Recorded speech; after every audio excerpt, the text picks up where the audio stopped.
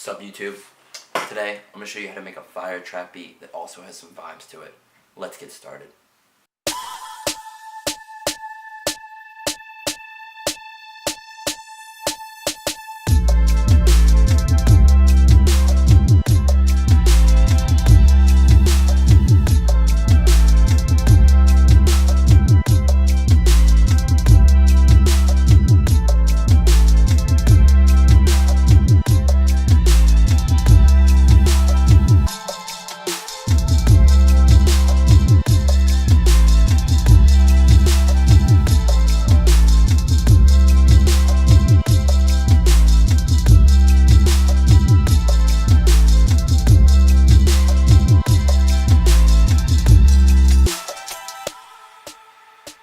Let's get into it. The first thing I did was make a riser, and so all this riser is a Airborne Memories massive patch, and I automated the third macro control, which is being routed to filter 1, which is a low pass 4, and yeah, that's pretty much it. So it just gives it like some nice movement, and then on top of that I had like the drum roll thing, and this drum beat is just a mixture of quarter notes and third notes. Da da da da da da da da da da da. So just some melody stuff.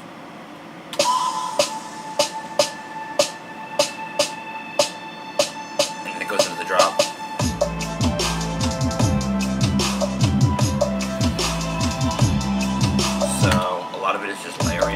So I have a basic kick, snare, pattern,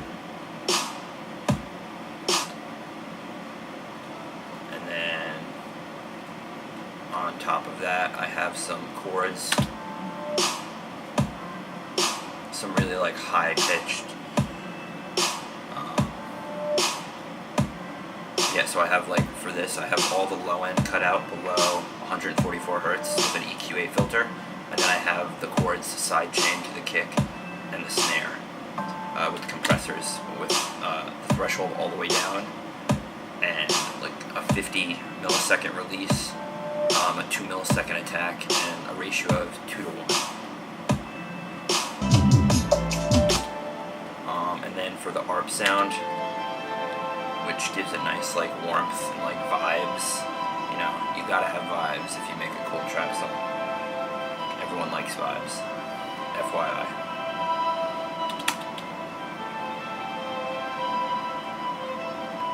So like this is made with cutting the low end below 144, and that's just to help clear up the mix so you don't have a lot of like bass frequencies that are interfering with each other. So I have an arpeggiator with a 1/8 ratio rate.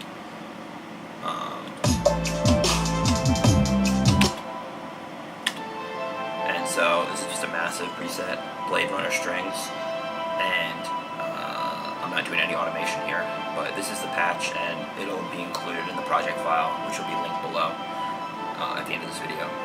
So that's what we got here. And then I took the riser that I started for the build at the beginning, and I put it in the track. Just goes off for the fourth bar at 13 and 17, and basically it's just the drop riser with an auto filter on it, and I cut all the low end below 102 Hertz. And then this, I have just like a rhythmic loop, a percussive loop. And then for the bass, what I did is, since I figured I would be working in A minor, I made the bass in A minor, so in that scale. And I basically used like the first and the third degree of the scale, and that's, I think, all I used. So we know we're working in A minor, so that's all white keys. So the first the first key that you're going to do is going to be A.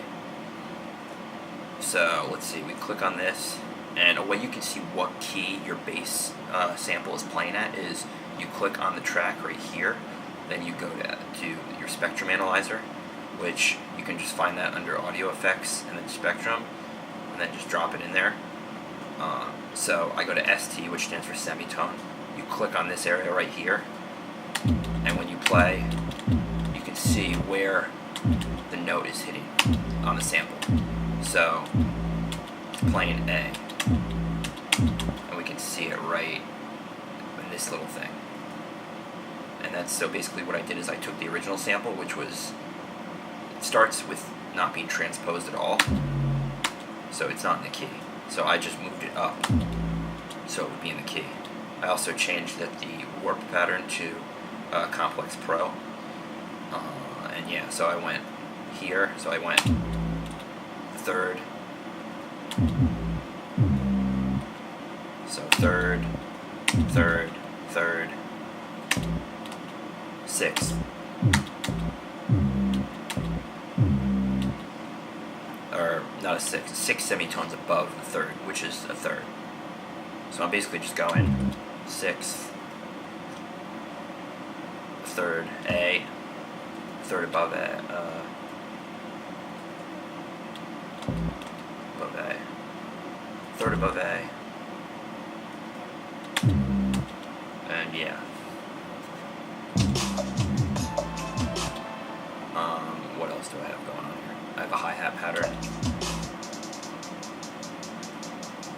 just 8th notes and 16th notes.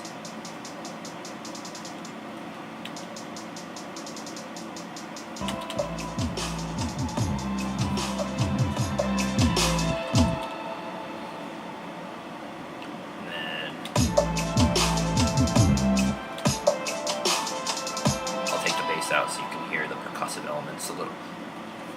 I'll take the bass out so you can hear the percussive elements a little more.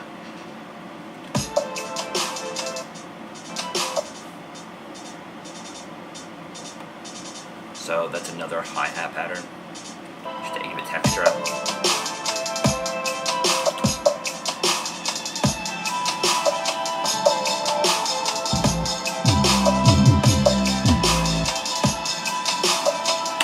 So for this shaker pattern, I did an auto pan to give it more movement and to make it fill up like the sound spectrum more.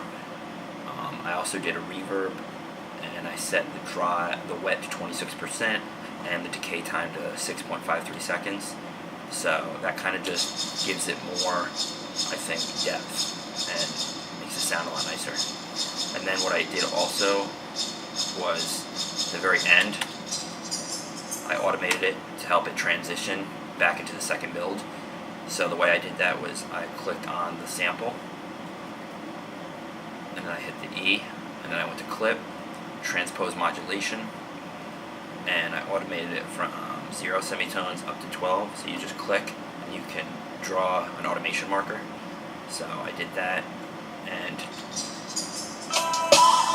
just kind of made a nice transition. And then it basically just repeats and does the same thing again.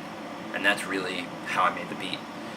I hope you guys enjoyed the video. Like, comment, subscribe, and I'll see you later.